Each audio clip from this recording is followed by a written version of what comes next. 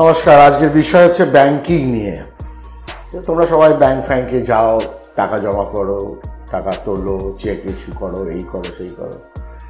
তো শেয়ার বাজারে তো একটা ব্যাংকে ব্যবহার করা যেতে পারে যদি সেরকম সুযোগ আসে।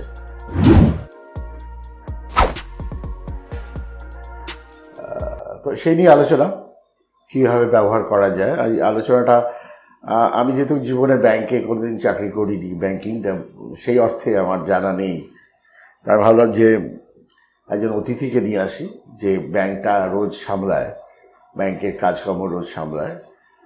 সৌম্য এইচডিএফসি ব্যাংক থেকে আজকে এসছে। সৌম্য, নমস্কার স্যার। নমস্কার সমস্ত দর্শকদের। Thank you for coming. আচ্ছা, এবার ব্যাপারটা হচ্ছে আমি যেটা ব্যাকগ্রাউন্ডটা করলাম, প্রথম কথা আসি যে একজন ইন্ডিভিজুয়ালের কত রকম অ্যাকাউন্ট ব্যাংকের সাথে হতে পারে। হ্যাঁ, ইন্ডিভিজুয়াল হিসেবে আমরা সাধারণত ইন্ডিভিজুয়াল সেভিংস অ্যাকাউন্ট, মানে যেটাকে বলে বাংলায় জমা খাতা, আর ইন্ডিভিজুয়াল কারেন্ট অ্যাকাউন্ট, মানে যেটাকে বাংলায় বলে চালু খাতা। হ্যাঁ, মানে আমরা জেনারেলি সেভিংস অ্যাকাউন্ট আর কারেন্ট অ্যাকাউন্টে বুঝে থাকি স্যার।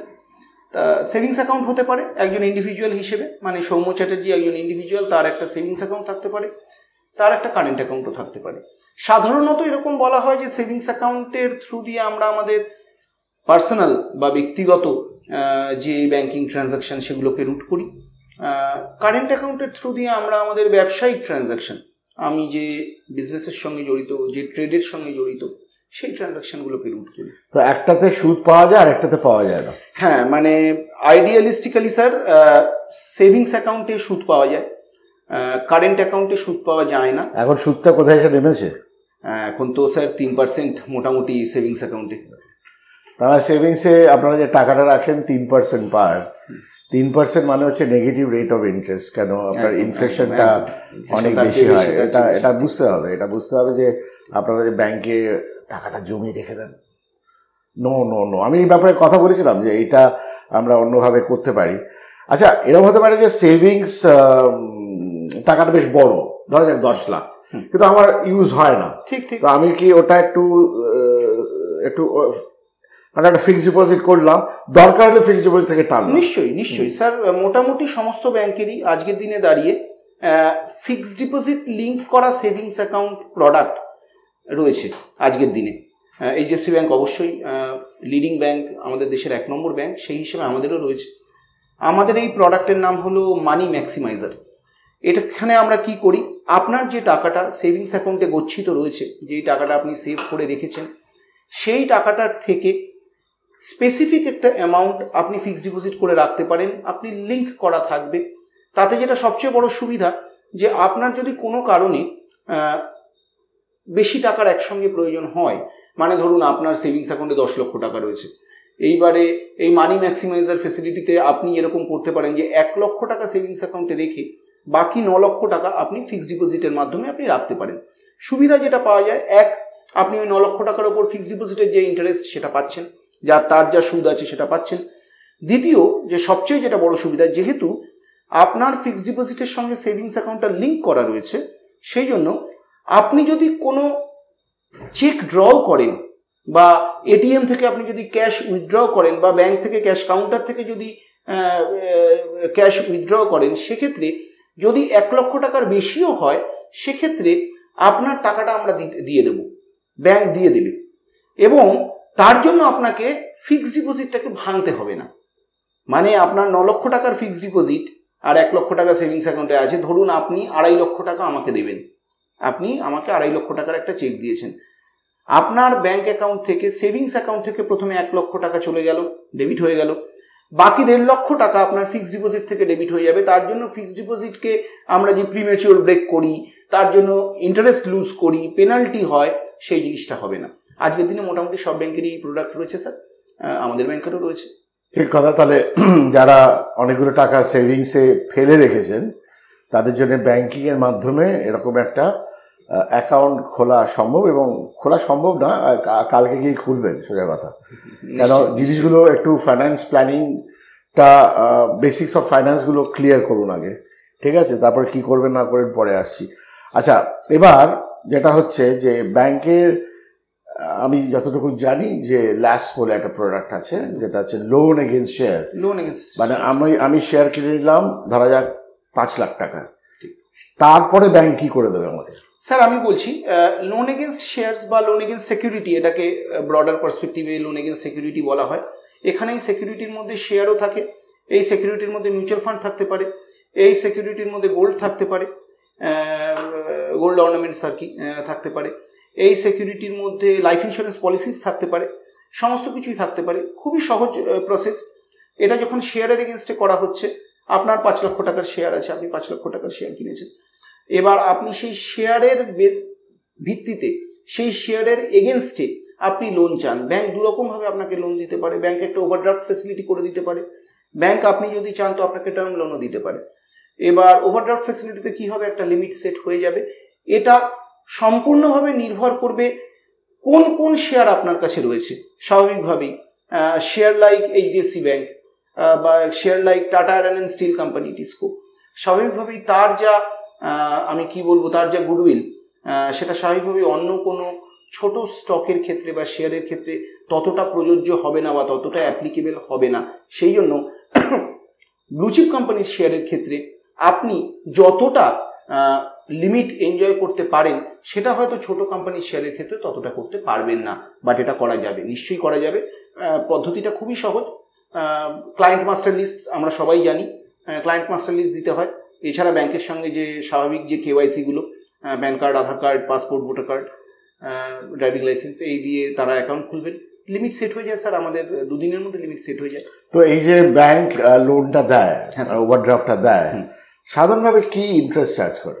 স্যার এটা ওভারড্রাফটের ক্ষেত্রে যেটা সুবিধা সেটা হলো যে যেহেতু নামটা থেকেই বোঝা যাচ্ছে ওভারড্রাফট, মানে এটার চার্জ হবে ওভারড্রন অ্যামাউন্টের উপর।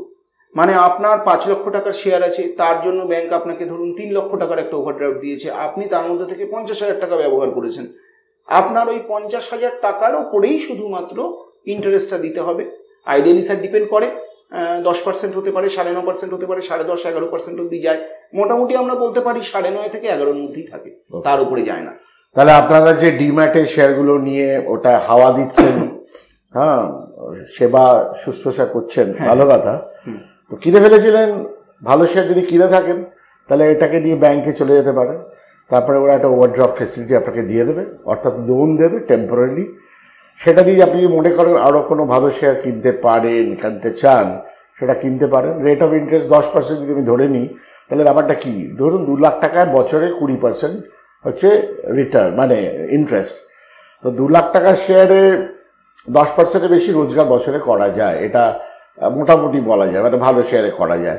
কেন weighted average return in the Indian stock market over a period of time, আমি যে 25 বছরের পিরিয়ড নিই, তাহলে ওটা রাফলি 22 থেকে 26% হয়। নিশ্চয়ই ওটা একদিন দেখলে হবে না, একদিন ধাপ করে পড়ে গেল, আরেকদিন ধাপ করে বেড়ে গেল, সেটা নিয়ে খুব অসুবিধা নেই।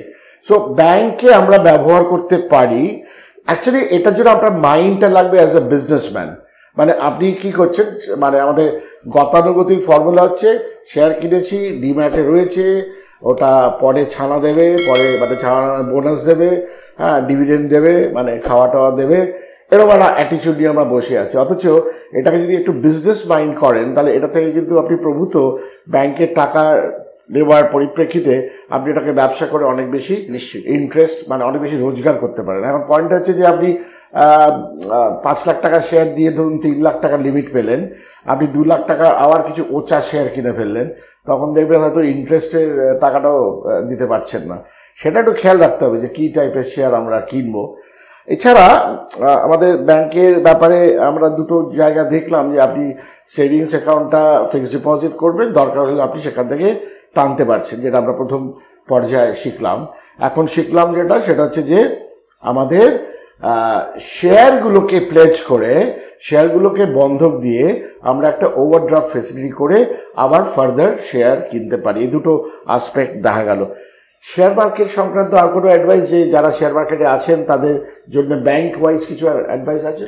হ্যাঁ নিশ্চয়ই, কেন নয়। মানে আপনি তো ব্যাপারে মাস্টার, তবে ব্যাংকের তরফ থেকে বলা যেতে পারে, আমি দীর্ঘদিন ব্যাংকে কাজ করছি, সে জায়গা থেকে বলতে পারি যে আপনি যেটা বলেন একেবারেই সম্পূর্ণভাবে সহমত হচ্ছি, যে ছোট ছোট করে ইনভেস্ট করা।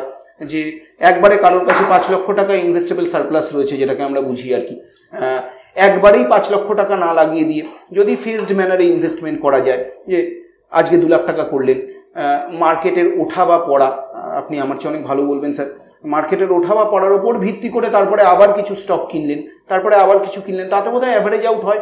আমার মনে হয় যারা বিগিনার্স আর কি, যারা শুরু করছেন স্টক ট্রেডিং, তারা এভাবে করতে পারেন, তাহলে আমার মনে হয় রিস্কটা কম, বা যেটাকে আমরা বলি যে রুপি কস্ট অ্যাভারেজিং, সেটা হয়, হয়তো রিস্কটা একটু কমে যায়।